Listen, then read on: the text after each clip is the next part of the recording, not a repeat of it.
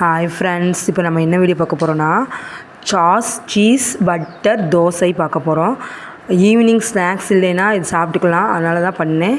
நல்லா இருந்துச்சு டேஸ்ட்டு. உங்களுக்கு பிடிச்சிருந்தா சப்ஸ்கிரைப் பண்ணுங்கள், லைக் பண்ணுங்கள், ஷேர் பண்ணுங்கள். கண்டிப்பாக சப்ஸ்கிரைப் லைக் பண்ணுங்கள்.